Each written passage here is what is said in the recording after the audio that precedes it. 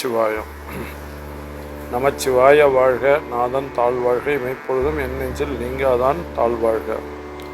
புழியர்கோனோ பொழித்த புகழியர்கோன் கடல் போற்றி, ஆழிமிசை கல்மிதப்பில் அணைந்த பிரான் அடி போற்றி, வாழி திருநாவலூர் வந்தொண்டர் பதம் போற்றி, ஊழிமலி திருவாத உர திருத்தாள் போற்றி. சைவத்தின் மேல் சமயம் வேறில்லை, அதில் சார் சிவமாம் தெய்வத்தின் மேல் தெய்வம் இல்லெனும் நான்மறை செம்பொருள் வாய்மை வைத்த சீர்திரு தேவாரம் திருவாசகமும் இவை செய்த நால்வர் புற்றால் முயிர் துணையே. திருச்சிற்றம்பலம். திருச்சிற்றம்பலம். அடியார் பொற்பாதங்களை வணங்கி இந்த பகிர்வை உங்களுடன் பகிர்கிறேன். இன்று வைகாசி மூல நட்சத்திரம், திருஞான சம்பந்த பெருமானுடைய குரு பூஜை தினம். அனைத்து சிவாலயங்களிலும் சிவனடியார்களாலும் உலகம் முழுவதும் கொண்டாடப்படுகிறது. அப்படிப்பட்ட ஒரு அற்புதமான ஒரு தினம். இதை திருத்தொண்டர் தொகை வம்பரா வரிவண்டு மணனார மலரும் மதுமலர் நல் கொன்றையான் அடியலார் பேணா எம்பிரான் சம்பந்தன் அடியார்க்கும் அடியேன் என்று குறிப்பிடுகின்றது. ஞானப்பால் உண்டவர், தேவாரம் பாடி சைவமும் தமிழும் தழைக்கச் செய்த மறையவர். இவர் அவதரித்த தலம் சீர்காழி, முக்தி தலம் ஆச்சாள்புரம், இறைவர் திருப்பெயர் ஸ்ரீ பிரம்மபுரீஸ்வரர், இறைவி திருப்பெயர் ஸ்ரீ பெரியநாயகி. இவருடைய குரு பூஜை நாள் ஏற்கனவே நாம் குறிப்பிட்டது போல வைகாசி மூலம். வேதநெறி தழைத்தோங்க மிகு செய்வத் துறை விளங்க பூத பரம்பரை பொலிய புனிதவாய் மலர்ந்த அழுத சீதவள வயல் புகழி திருஞான சம்பந்தர் பாதமலர் தலை கொண்டு திருத்தொண்டு பரவுவாம்.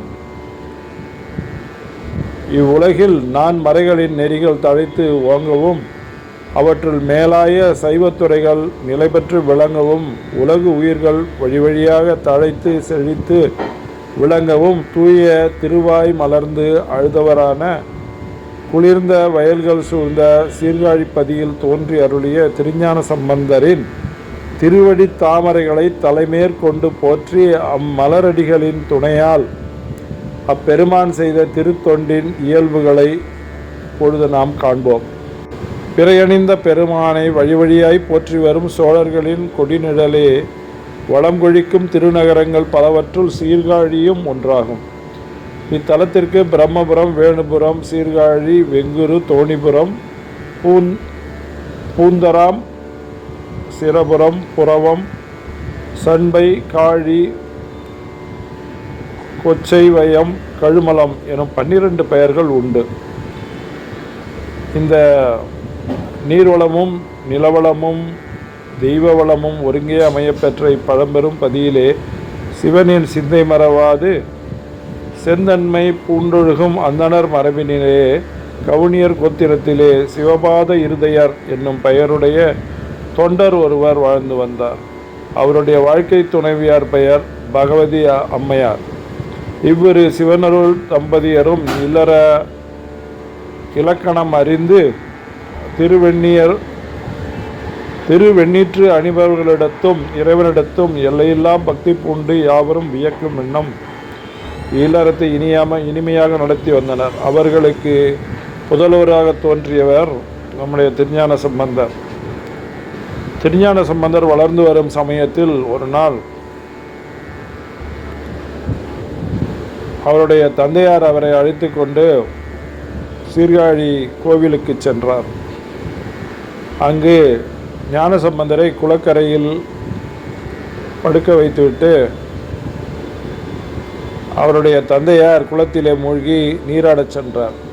அவ்வாறு அவர் நீராடச் செல்லும் பொழுது திருஞான சம்பந்த குழந்தையானது பசியால் அழுதது. அப்பொழுது வான்வெளியிலே ரிஷப வானத்தில் சென்று கொண்டிருந்த நம்முடைய அம்மையப்பர் இருவரும் இந்த குழந்தை அழுவதை மேலிருந்து பார்த்தனர். உடனே நம்முடைய சிவபெருமான் அம்மையை அழைத்து இந்த குழந்தைக்கு பசியை ஆற்றிவிட்டு வா என்று சொல்ல அம்மையும் வந்து பொற்கிண்ணத்திலே பாலோடு சிவஞானத்தையும் குழைத்து அந்த குழந்தைக்கு புகட்டினார். அந்த குழந்தையின் அழுகையும் நின்றது. அம்மை சிவஞானத்தை அளித்துவிட்டு சென்று விட்டார். அவருடைய தந்தை குளித்து முடிந்து அந்த குளத்திலிருந்து வந்து அந்த குழந்தையை பார்க்கும் பொழுது வாயில் அருகே பாலினுடைய அந்த பாலினுடைய அந்த பட்டிருப்பது தெரிந்தது. உடனே அந்த குழந்தையை பார்த்து, யார் கொடுத்த பாலை உண்டாய் என்று அந்த குழந்தையை அவர் கடிந்து கொண்டு அவர் அந்த குழந்தையை அடிக்க கையை ஓங்கும் பொழுது உடனே ஞானசம்பந்தர் வானத்தை காண்பித்து, உங்களுக்கு பால் கொடுத்தவர் அவர்கள்தான் என்று அந்த வானத்தை காட்டுகிறார். அந்த வானத்தை பார்க்கும் பொழுது இவருக்கு பால் புகட்டியது அம்மையப்பர்கள். உலகத்தையே நமக்கு தாய் தந்தையராக இருந்து கட்டி காக்குவரும் நம்முடைய அம்மையாரும் உமாதேவியாரும், சிவபெருமானும் உமாதேவியாரும் காண்பித்துவிட்டு உடனே அவர் தோடுடைய செவியன் என்றும் பதிகத்தை பாட ஆரம்பிக்கிறார். அனைவரும் ஆச்சரியத்தில் மூழ்குகின்றனர். அவர் பாடிய முதல் அந்த பாடல், தோடுடைய செவியன் விடையேறி ஓர்த்து வெண்மதி சூடி காடுடைய சுடலை பொடிபூசி என் உள்ளங்கவர் கள்வன் ஏடுடைய மலரான் முனைநாட் பணிந்து ஏத்த அருள் செய்த ஈடுடைய பிரம்மா பூமேவிய பெம்மான் இவனன்றோ என்று அற்புதமான இந்த பதிகத்தை அருளுகின்றார். அதன் பிறகு கோவிலில் சென்று தந்தையாருடன் சிவபெருமானை வழிபட்டு, சரி இனிமேல் நாம் தல யாத்திரை மேற்கொள்வோம், பல தலங்களுக்கும் சென்று இந்த நம் சிவபெருமானை வழிபடுவோம் என்று புறப்படுகின்றார். அப்படி முதலில் அவர்கள் பக்கத்து தலமான திருக்கோலக்கா செல்கிறார்கள். அங்கே இறைவனை வழிபட்டு திருக்கோலக்கா இறைவர் மேல் பதிகம் பாடுகிறார். உடனே சிவபெருமான் அந்த குழந்தை கையில் தாளம் போட்டு பாடுவதை பார்த்து கை வலிக்குமே என்ற எண்ணத்துடன் அவருக்கு அங்கே பொற்தாளம் வழங்குகிறார். 5 எழுத்து பொறிக்கப்பட்ட அந்த பொற்தாளம். உடனே அந்த தாளத்திற்கு ஓசை வேண்டுமல்லவா, அதை அம்மை வழங்குகின்றார். அதனால் அவர் ஓசை கொடுத்த நாயகி என்ற பெயர் அவருக்கு வழங்கலாயிற்று. அப்பொழுது அவர் அருளிய பதிகம், மடையில் வாழை பாய மாதரார் குடையும் பொய்கை கோல காவுளான் சடையும் பிறையும் சாம்பற் பூச்சுங் கீழ் உடையும் கொண்ட உருவம் என்கொலோ என்ற இந்த பதிகத்தை பாடுகிறார். இப்படி தலம் தலமாக சென்று சிவபெருமானை வழிபாடு செய்து பதிகம் பாடி வரும் நாளில் ஞானசம்பந்த பெருமான் நிகழ்த்திய அற்புதங்கள் பல ஆகும். அதில் சிலவற்றை நாம் காண்போம். திருமறைக்காடு மூடிய கோயில் கதவுகளை பாடி திறக்கச் செய்தார் அப்பர் சுவாமிகளோடு இணைந்து. அடுத்ததாக திருப்பாச்சிலாச்சிரமம் மழவன் மகளின் முயலகன் நோயை அதிகம் பாடி நீக்கினார். திருமருகல் இந்த தலத்தில் பாம்பு தீண்டிய வணிகனின் விடத்தை போக்கினார். சடையாய் எனுமால் சரணி எனுமால் விடையாய் எனுமால் வெறுவாழுமால் மடைவார் கோலை மருகல் இந்தாய் தகுமோ இவளுள் மெலிவே என்ற இந்த ஒரு அற்புத பதிகத்தை பாடி அந்த இறந்து போன அந்த வணிகனின் உயிரை மீட்டார். திரு ஓத்தூர் ஆண் பனையை பெண் பனையாக்கினார். மதுரை தான் தங்கியிருந்த மடத்திற்கு பூன்பாண்டியன் வைத்த நெருப்பை அவனுக்கே வெப்பு நோயாக பற்றச் செய்தார். அவன் மனைவி மங்கையர்க்கரசியரும் அமைச்சர் குலச்சிறையாரும் வேண்ட நீரு பூசி கூன் பாண்டியனின் வெப்பு நோயை நீக்கி அவனின் கூர் நீங்கச் செய்து அவனை நின்ற சீர் நெடுமாறன் ஆக்கினார். அப்பொழுது அருளிய இந்த அந்த பதிகம் மந்திரமாவது நீரு என்று அற்புதமான பதிகத்தை அருளினார். மதுரை வாதத்திற்கு அழைத்த புத்த நந்தியின் தலையில் துண்டாகுமாறு செய்தார். மயிலாப்பூர் குடத்தில் சாம்பலாக இருந்த பூம்பாவை என்னும் பெண்ணை உயிருடன் வரச் செய்தார். மயிலாப்பூரில் மலிவிழா வீதி மடநல்லர் மாமயிலை கலிவிழா கண்டான் கபாலீஸ்வரம் அமர்ந்தான் என்னும் அற்புத பதிகத்தை பாடினார். இங்கு சிறப்பான முறையில் 63 விழா ஆண்டுதோறும் நடைபெற்று வருகிறது. அப்பொழுது இந்த குடத்தில் சாம்பலாக இருந்த பூம்பாவை பெண்ணை உயிருடன் வரச் செய்த நிகழ்வு காலை அந்த குளக்கரையில் நடப்பதை நாம் பார்க்கலாம். திருகி ஏடகம் வைகை ஆற்றிலிட்ட ஏடு எதிர் திசையில் பயணித்து கரையேறியது. புனல்வாதம் அனல்வாதம் புரிந்து அதிலும் வெற்றி கண்டார். அதாவது அனல்வாதம் என்பது நம்முடைய பதிகம் எழுதிய அந்த ஓலையை நெருப்பிலிடும் பொழுது அது எரியாமல் அப்படியே இருக்க வேண்டும், அப்பொழுதுதான் அவர்கள் வென்றதாக கருதப்படும் என்ற போட்டியில் கலந்து கொண்டு தான் எழுதிய போகமார்த்த பூன்முனையாள் என்ற பதிக ஓலையை தீயிலிட அந்த பதிகம் நெருப்பினால் தீண்டப்படாத அப்படியே இருந்தது. அதனால் அது இன்றும் பச்சை பதிகம் என்று அழைக்கப்படுகிறது. அப்படி இரண்டாவதாக இந்த புனல்வாதத்தில் கலந்து கொண்டு தான் எழுதிய அந்த ஓலையை வைகை ஆற்றின் வெள்ளத்தில் விட அந்த ஓலையானது வைகை வெள்ளத்தை எதிர்த்து நீந்தி வந்தது. ஆக இந்த சமணர்களை அனல்வாதம் புனல்வாதம் என்ற இரண்டிலும் வெற்றி கண்டார். இந்த ஆற்றிலிட்ட அந்த வைகை வெள்ளத்திலிட்ட ஏடானது பயணித்து கரையேறியது. திருப்பூந்துருத்தி திருநாவுக்கரசர் இவரை சுமந்த இடம். அதேபோல திருநெல்வாயில் அறத்துறை, இந்த திருநெல்வாயில் அறத்துறையில் சிவபெருமான் இவருக்கும் அங்குள்ள அடியோர்கள் கனவில் தோன்றி ஞானசம்பந்தருக்கு முத்து சிவிகையும் முத்து சின்னங்களும் குடையும் வழங்கிய திருத்தலம் திருநெல்வாயில் அறத்துறை.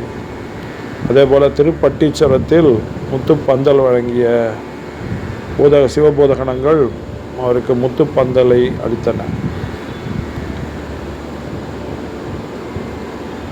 மக்கள் கால மாற்றத்தால் பஞ்சத்தில் அவதிப்பட்ட பொழுது ஞானசம்பந்தரும் திருநாவுக்கரசரும் இணைந்து திருவிழமலையில் அங்கு தங்கி பதிகம் பாடி இறைவனிடம் பொற்காசு பெற்று மக்களுக்கு பசியை போக்கினர். அப்படிப்பட்ட இன்னும் பல அற்புதங்களை ஞானசம்பந்த பெருமான் நிகழ்த்தியிருக்கிறார்.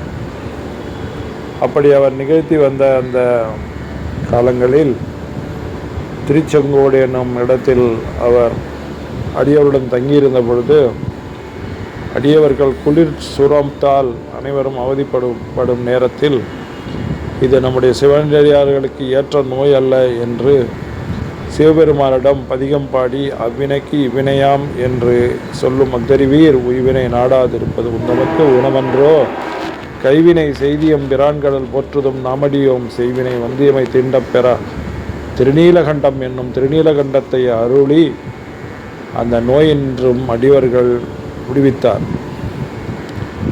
அதே போல அவருடைய தந்தையார் ஞானசம்பந்தரின் தந்தையார் யாகம் செய்ய அவரிடம் பொருள் வேண்டும் பொழுது அவர் இறைவனிடம் வேண்டி இடரினும் தளரினும் எனதொரு நோய் தொடரின் உண்கடல் உடிவேன் அல்லேன் தாழிலம் தடமுனல் தயங்கு சென்னி பொழிலை கள வைத்த புண்ணியனே இதுவோ எமை ஆளுமாறு ஈவதொன்று எமக்கு இல்லையேல் இதுவோ உனது இன்னருள் ஆவடுதுறை அரணே என்ற பதிகத்தை பாடி சிவபெருமானிடம் பொருள் பெற்று அதை தன்னுடைய தந்தையாருக்கு யாகத்துக்கு வழங்கினார். இப்படிப்பட்ட பல அற்புதங்களை தொடர்ந்து அவருடைய இந்த தல பயணத்திலும் அவருடைய வாழ்நாளிலும் பல சாதனைகளை அவர் நிகழ்த்தியிருக்கார். 5 எழுத்து பதிகம் நமக்காக அருளியிருக்கிறார். துஞ்சலிலும் துஞ்சலில்லாத பொழுதிலும் நெஞ்சகம் இணைந்து நினைமின் நாள்தோறும் வஞ்சகமற்ற அடி வாழ்த்த வந்த கூற்று அஞ்ச உதைத்தன ஐந்தெழுத்துமே என்ற ஐந்தெழுத்து பதிகத்தை நமக்கு அருளியிருக்கிறார். அதே போல கொள்வாரேனும் குணம்பல நன்மைகள் எல்லாரேனும் இயம்புவராயிடின் எல்லா தீங்கும் நீங்குவர் என்பரார் நல்லா நாமம் நமச்சிவாயவே என்ற அற்புதமான நமச்சிவாய பதிகத்தையும் நமக்காக அருளியிருக்கிறார்.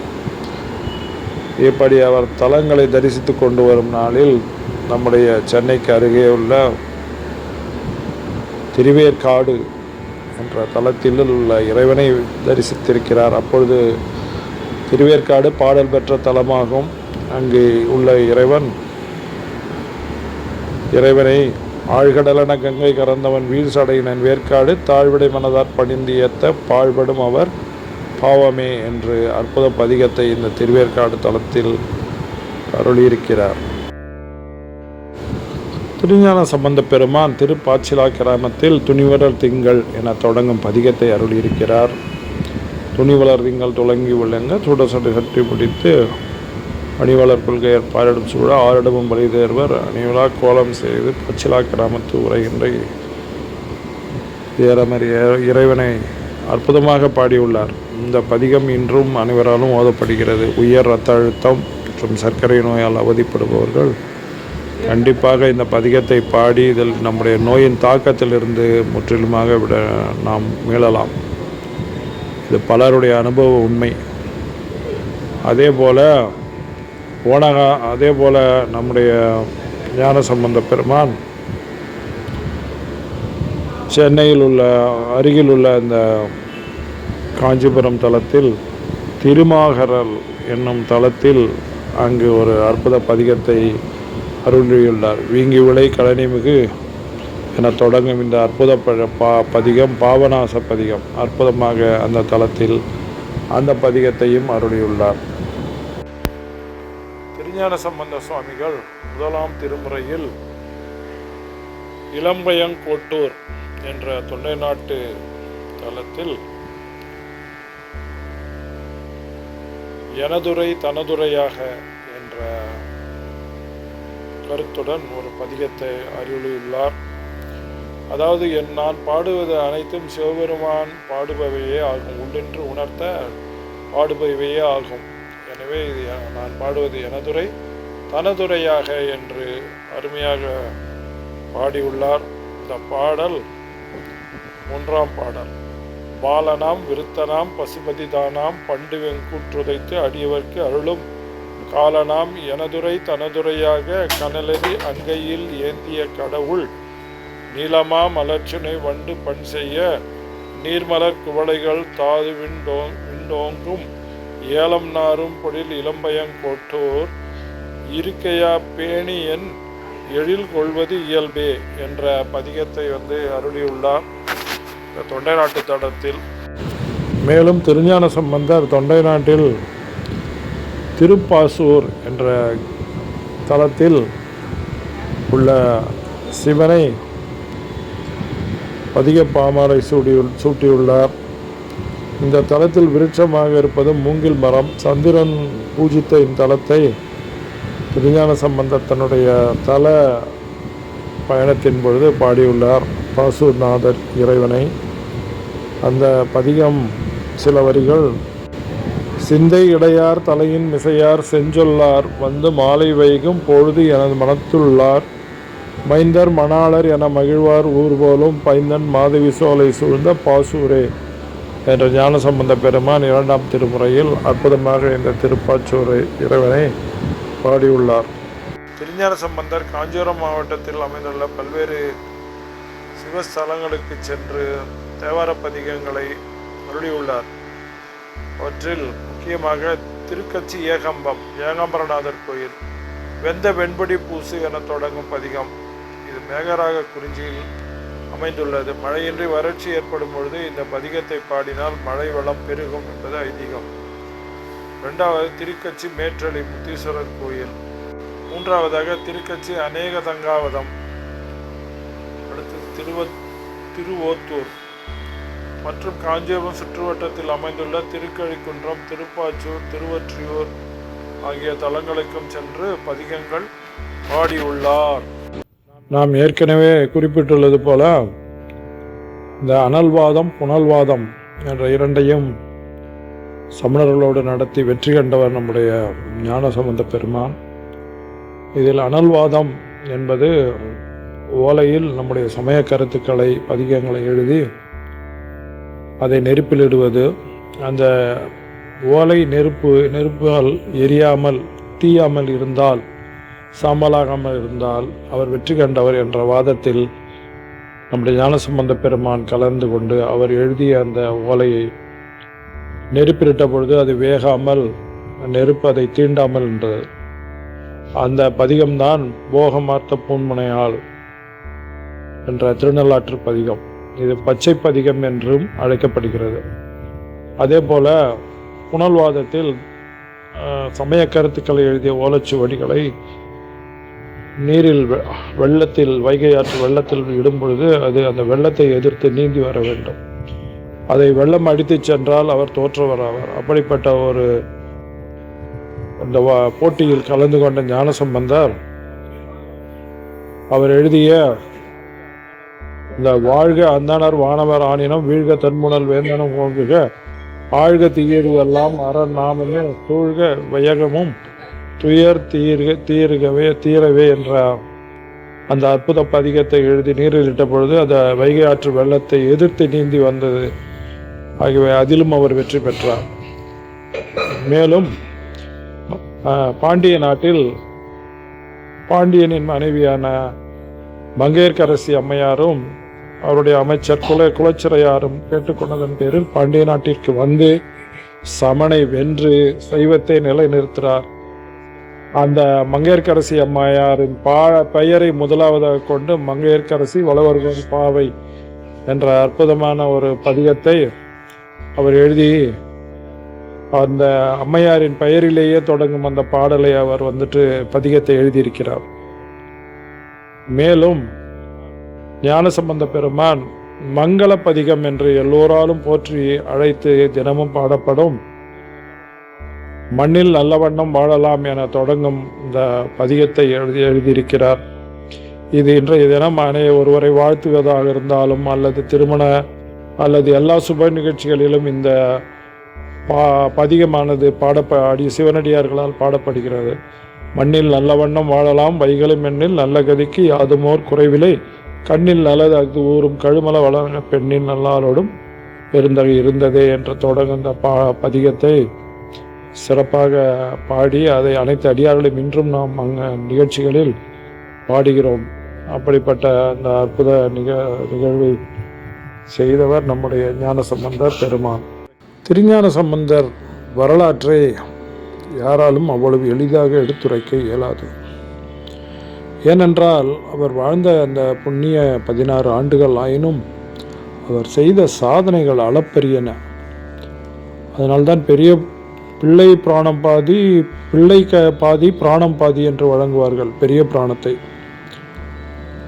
அந்த அளவுக்கு பெரிய புராணத்தில் ஒரு பாதி பாடல்களுக்கு மேல் ஞானசம்பந்தரின் வரலாறு இடம்பெற்றிருக்கும். அப்படிப்பட்ட அந்த ஞானசம்பந்தரின் வரலாற்றை நாம் உரைநடையாக சொல்ல வேண்டுமானாலும் அது முழுமையை பெறாது. அவர் அருளிய பதிகங்கள் எண்ணற்றவை.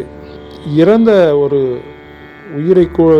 ஒரு உயிரை மீண்டும் உயிர் பெறச் செய்துள்ள ஆற்றல் படைத்தன அவருடைய பதிகங்கள்.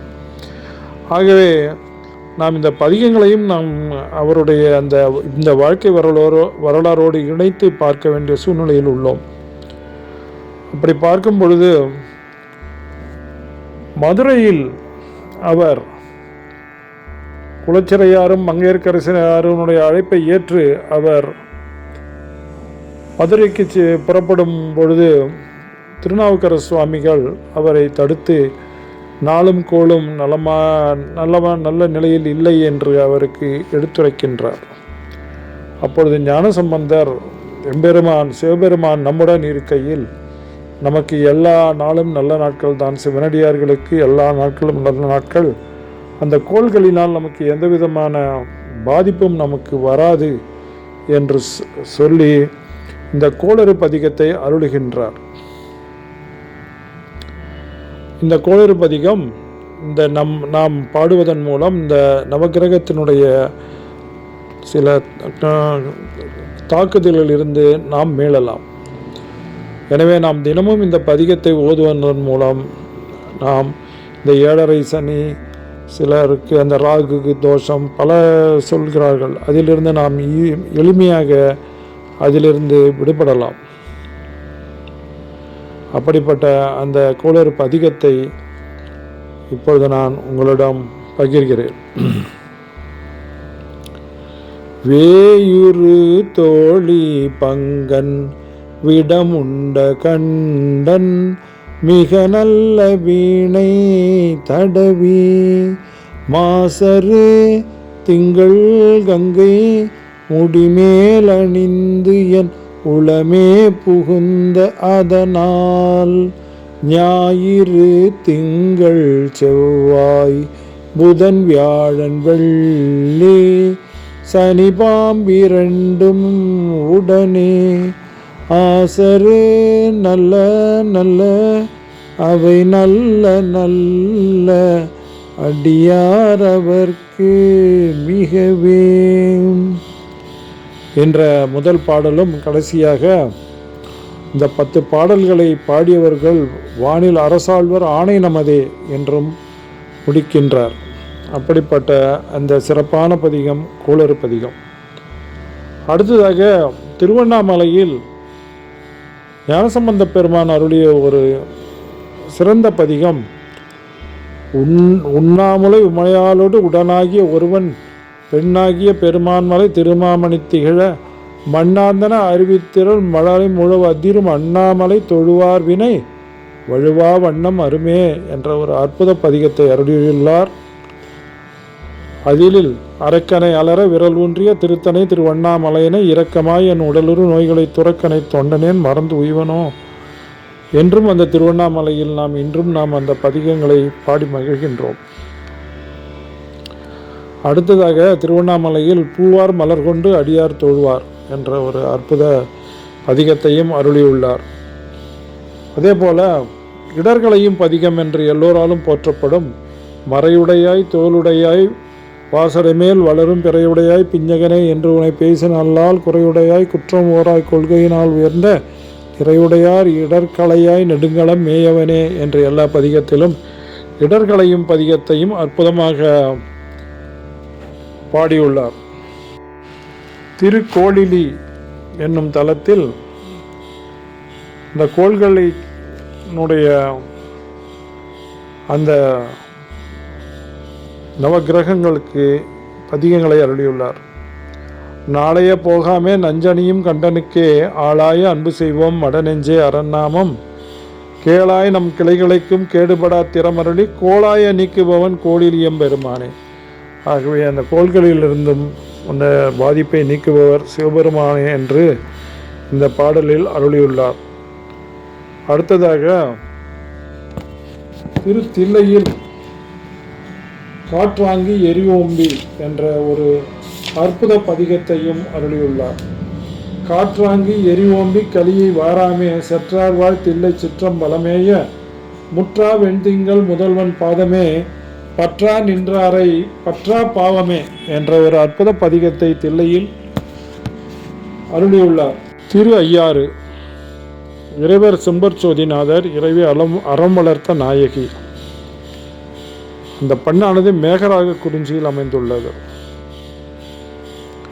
புலனைந்தும் பொறிகலங்கி நெறிமயங்கி அறிவு அழிந்திட்டு ஐமேல் உந்தி அலமந்த போதாக அஞ்சேல் என்று அருள் செய்வான் அமரும் கோயில் வலமந்த மடவார்கள் நடமாட முழவு அதிர மழை என்று அஞ்சி சிலமந்தி அலமந்து மரமேறி முகில் பார்க்கும் திருவையாறே என்று அற்புதமாக திருவையாறுடைய இறைவனை பாடியுள்ளார். திருமணம் வேண்டுவோர் இந்த திருமணஞ்சேரி தலத்திற்கு சென்று வழிபட்டால் உடனே திருமணம் நடக்கும் என்பது மக்களினுடைய நம்பிக்கை. அந்த தலத்தில் அவர் அருளியுள்ள இந்த பதிகம் தினமும் பாடுவதன் மூலம் நமக்கு திருமணம் வேண்டுவோர் எளிதில் அமையும். அயிலாரும் அம்பு அதனால் புறமூன்று எய்து குயிலாரும் மென்மொழியால் ஓர்கூறாகி மயிலாரும் மல்கிய சோலை மணஞ்சேரி பயில்வானை பற்று நின்றார்க்கு இல்லை பாவமே என்ற ஒரு அற்புத பதிகத்தையும் நாம் இதேபோல் பிள்ளைப்பேர் வேண்டுவோர் திருவெண்காட்டு பதிகமான கண்காட்டும் நுதலானும் கனல் காட்டும் கையானும் பெண்காட்டும் உருவானும் பிறை காட்டும் சடையானும் பண்காட்டும் இசையானும் பயிர் காட்டும் புயலானும் வெண்காட்டில் உறைவானும் விடைகாட்டும் கொடியானே என்ற இந்த பதிகத்தை ஓதி இந்த பலனை அடையலாம். இதேபோல் சுகப்பிரசம் வேண்டுவோர் நாம் ஏற்கனவே சொன்னது போல திருச்சிராப்பள்ளி பதிகம் நன்று உடையானே தீயதியிலானே என தொடங்க அந்த பதிகம் தாய்மான சுவாமி ஆலயத்தில் அருளியது. அதை பாடி சுகப்பிரசம் வேண்டுவோர் அதை பாடலாம். அதேபோல் ஞானசம்பந்த பெருமான அருளில தூங்கானை மாடத்து பதிகம் சானாலும் வாழ்நாளும் தோற்றம் இவை செழிப்பாய வாழ்க்கை ஒழிய தவம் என்ற அருமையான பதிகம் திருக்கோடிக்காவில் இன்று நின்று நாளை நின்று என்று நின்ற இச்சையால் ஒன்றுகின்ற வாழ்க்கையை போக விட்டு போதுமின் தெங்கு ஜோதியான் வெண்மதி வெறுப்பினால் கோடிக்கா சேர்மினை என்ற ஒரு அற்புத பதிகத்தையும் அருளியுள்ளார். இப்படி அவருடைய பதிகங்கள் பலவற்றை பாடி அற்புதங்களை நிகழ்த்தியுள்ளார் நம்முடைய ஞானசம்பந்த பெருமான். திருஞான சம்பந்தர் ஆற்றில் ஓடம் ஓட்டிய அந்த நிகழ்வு திருக்கொள்ளம்புதூர் என்னும் திருத்தலத்தில் நடைபெற்றது. ஆற்றில் வெள்ளம் பெருக்கெடுத்து ஓடியதால் அந்த ஓடம் ஓட்டுபவர்கள் துடுப்பு இன்றி ஓடத்தை இயக்க முடியாது என ஓடக்காரர்கள் அந்த வெள்ளத்தில் ஓடத்தை செலுத்த மறுத்தனர். அப்பொழுது ஞானசம்பந்தர் அடியார்களுடன் அந்த ஓடத்தில் அமர்ந்து இறைவனை வேண்டி கொட்டமே கமழும் கொள்ளம்பூதூர் என தொடங்கும் பதிகத்தை பாடினார். அவரது பாடலின் அருள் ஆற்றலால் ஓடம் துடுப்பு இல்லாமலே தானாகவே மறுகரைக்கு சென்று சேர்ந்தது. இப்படிப்பட்ட ஒரு அற்புதத்தை நம்முடைய நிகழ்த்தியவரும் நம்முடைய ஞானசம்பந்த பெருமான் தான். திருஞான சம்பந்தருக்கு திருமண வயது நெருங்கிய நேரம் அவருக்கு திருமண ஏற்பாடுகள் செய்வதாக அவருடைய தந்தை அவரை அணுகி கேட்டபொழுது ஞானசம்பந்தரும் அதற்கு சரி என்று சம்மதித்தார். திருமணம் நிச்சயிக்கப்பட்டது. மணமகளினுடைய பெயர் தோத்திர பூர்ணாம்பிகை. திருமணத்தன்று வைகரை பொழுது துயிலெழுந்த ஞானசம்பந்தர் திருத்தோணியப்ப தரிசனத்துக்கு பிறகு திருமண சடங்கினை மேற்கொள்ளலானார். சீர்காழி பதியிலிருந்து பொன்னொழி பொருத்திய முத்துச்சிவிகையில் அமர்ந்து திருநல்லூர் பெருமணம் என்னும் திருப்பதிக்கு எழுந்தருளினார். இயற்கை அருளோடும் இறைவன் அருளோடும் முத்துச்சிவிகைக்கு முன்னும் பின்னும் மங்கள வாத்தியங்களும் தேவ துந்துகளும் முழங்கின. சிவயோகிகள் உற்றார் உறவினர் புடைசூழ ஞானசம்பந்தர் திருச்சடை பிரானின் சேவடியை தமது திருவுள்ளத்தில் சிந்தித்தவாறு திருநல்லூர் பெருமணம் என்னும் தலத்தை அடைந்தார். திருநல்லூர் பெருமணத்து அடியார்களும் பெண் வீட்டார் பலரும் ஞானசம்பந்தரை எதிர்கொண்டு அழைக்க எல்லையிலேயே காத்திருந்தனர்.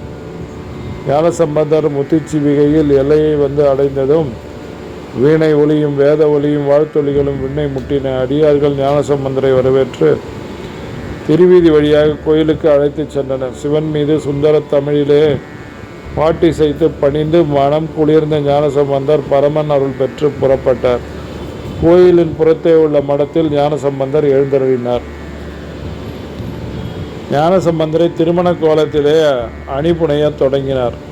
அத்தொழிலில் தேர்ச்சி பெற்ற முதிய அந்தணர்கள் அவரை போர்ப்பீடத்தில் அமரச் செய்து தூய திருமஞ்ச நீரை எண்ணற்ற பொற்குடத்தில் கொண்டு வந்து திருநீராட்டினர்.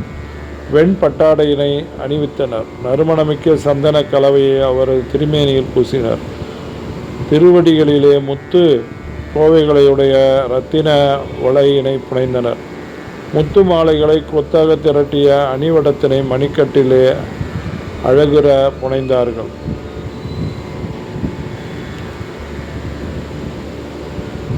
அலங்கார வைபவம் முடிந்ததும் ஞானசம்பந்தர் ருத்ராட்ச மாலையினை எடுத்து நமச்சிவாய என்ற திருநாமத்தை மனதிலே தியானித்தவாறு தொழுது தாமே கழுத்தில் அணிந்து கொண்டார்.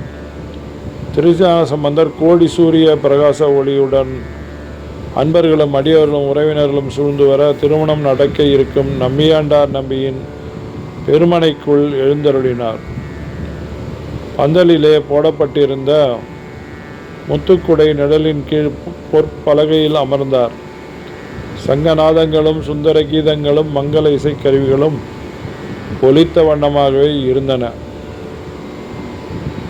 வேத முழக்கங்களும் இடையறாது ஒலித்து கொண்டே இருந்தன. இதே சமயத்தில் நம்பியாண்டார் நம்பியின் அருந்தவ புதல்விக்கு காப்பு கட்டி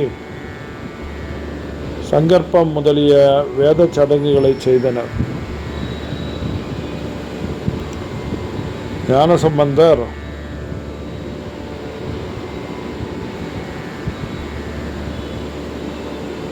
மங்கை நல்லாளின் கரம் பற்றி ஹோமத்தை சுற்றி வலம் வந்தார். அப்பொழுது அவரது திருவுள்ளத்திலே, எனக்கு ஏன் இந்த இல்லற வாழ்க்கை வந்து அமைந்தது? சிற்றின்பத்தில் உழலுவதை விட இவளுடன் எம்பெருமானின் திருவடி நிலை அடைந்தே தீருவது என்ற பேரின்ப ஆசை அமிர்தம் போல சுரந்தது. அத்தகைய மெய்ஞான எண்ணத்தோடு ஞானசம்பந்தர் மனைவியோடும் மற்றவரோடும் உற்றார் உறவினரோடும் திருமண பெருங்கோயிலை வந்து அடைந்தார். சிவனடியார் மலரடியை மனதிலே நிறுத்தி தன்னை அவரது சேவடியில் சேர்த்து கொண்டு அருள வேண்டும் என்ற கருத்துடனும் நல்லூர் பெருமணம் என்று தொடங்கும் திருப்பதிகம் ஒன்றை பாடி அருளினார். அப்பொழுதே விண்வழியே அசரீரியாக, எம்பெருமான், நீயும் உன் மனைவியும் உன் புண்ணிய திருமணத்தை காண வந்தவர்களும் எம்மிடம் சோதியினுள்ளாக கலந்து அடையுங்கள் என்று திருவாய் மலர்ந்து அருள் செய்தார். எம்பெருமான் 3 உலகங்களும் தம் ஒளியால் விளங்கும் வண்ணம் ஜோதிலிங்கமாக காட்சி அளித்தார். அப்பேரொளி திருக்கோயிலையும் தன்னகத்தை கொண்டு மேலோங்கி ஒளிமயமாக ஓங்கி நின்றது. அச்சோதியிலே ஒரு வாயிலையும் காட்டி அருளினார். அன்பும் அறனும் அருளும் திருவும் உருவாக்கொண்ட உமையாளின் திருமுலை பாலுண்ட புண்ணியத்தின் திரு அவதாரமாகிய திருஞான சம்பந்த பெருந்தகையார் சைவத்தை வளர்த்து செந்தமிழ் பதிகம் பல பாடிய தென்னகத்து தெய்வ புதல்வன் சிவபரஞ்சுடராகிய மன நல்லூர் பெருமானை தொழுது போற்றினார். தன் தமிழால் பாடி பரவசமுற்றார். தேன் தமிழால் அபிஷேகம் செய்தார். பக்தி வெள்ளத்தில் மூழ்கினார். உலகம் உய்ய சிவஞான நெறியினை எல்லாருக்கும் அளிக்க வல்லது நமச்சிவாய என்னும் திருவைந்தெழுத்தை பெருமந்திரமாகும் என்று திருவாய் மலர்ந்தருளினார். காதலாகி கசிந்து கண்ணீர் மல்கி எனத் தொடங்கும் நமச்சிவாய திருப்பதிகத்தினை விண்ணவரும் மன்னவரும் கேட்கும் வண்ணம் பாடினார் சம்பந்தர். திருஞான சம்பந்தர் அனைவரையும் நோக்கி, பிறவி துயரம் தீர யாவரும் இப்பேரொளியிலே புகுவீர்களாக என்று கேட்டுக்கொண்டார். சிவாய நம என்ற வேத மந்திரத்தினை விண்ணை முட்டும் வண்ணம் பெருமழை போல் கோஷித்து வாழ்த்தினர். எல்லையில்லாத பிறவி என்னும் வெள்ளத்திலே மூழ்கி தத்தளித்து கொண்டு காற்றடைத்த பையாகிய இந்த காயத்திலே, அதாவது உடம்பிலே அடைபட்டு உய்ய உணர்வின்றி மயங்கும் மக்களுக்கு பேரின்ப வழிகாட்டிய திருஞான சம்பந்த பெருமான் திருவடியை தொழுது நமச்சிவாய மந்திரத்தை மனதிலே தியானித்த வண்ணம் மக்கள் யாவரும் ஜோதியினுள்ளே புகுந்தனர். திருநீலக்க நாயனார், திருமுருக நாயனார், திருநீலகண்ட யாழ்ப்பாண நாயனார், சிவபாரதி இறுதியர், நம்பியாண்டார் நம்பி ஆகிய சிவனருட் செல்வர்கள் தம் இல்லத்தாருடன் பேரொளியில் புகுந்தனர். தியானியவர்களும் திருமணத்துக்கு வந்து அணைந்தவர்களும் திருமணத்திற்கு பணிகள் செய்தோரும் தத்தம் மனையார்களோடு பேரொளியில் புகுந்தார்கள். அருந்தவசிகளும் மறைமுனிகளும் ஆலயம் தொழ வந்த சால்புடை மக்களும் ஜோதியினுள் கலந்தனர். பேரின்ப வீட்டிற்கு பெருவழிகாட்டிய ஞானசம்பந்த பெருமான் தம் மனைவியாரின் கையை பிடித்தவாறே அச்சோதியினை வலம் வந்தார். நமச்சிவாய என்ற நாமத்தை முழங்கியவாறு ஜோதியினுள் புகுந்தார். அதன் பின்பு அப்பேரொளியில் காணப்பட்ட வாயிலும் மூடிக்கொண்டது. தேவர்களும் முனிவர்களும் சிவகணத்தவர்களும் சிந்தை மகிழ்ந்து போற்றி துதித்தனர். கொன்றை மாலையை அணிந்த செஞ்சடை வண்ணர் உமாதேவியாருடன் விடைமேல் தோன்றி அருளினார். பேரொடி புகுந்த சிவனருட் செல்வர்களை தமது திருவடி நிழலை அடைந்து திருப்பணி புரியும் திருப்பேற்றை அளித்தார். வேதங்களையும் 7 உலகங்களையும் இன்று கருணை வடிவமாகின்ற உமாதேவியாரின் திருமுலைப்பாலை சிவஞான அமுதத்தோடு உண்டு அருள் பெற்று சைவத்தை உயர்வித்த அருந்தவச் செல்வன் திருஞான சம்பந்த பெருமானையும் அவர்தம் மனைவியாரையும் எம்பெருமான் தமது அருகிலேயே அணைந்து வாழும் நிகரில்லா பெருவாழ்வை அளித்து அருளினார். அருந்தமிழ் ஆகரர் சரிதை அடியேனுக்கு அவர் பாதம் தரும் பரிசால் அறிந்தபடி துதி செய்தேன். தாரணி மேல் பெரும் கொடையும் திண்ணனவும் பேர் உணர்வும் திருத்தொண்டால் வரும் தகமை கலிக்காமனார் செய்கை வாழ்த்துவேன். இப்படி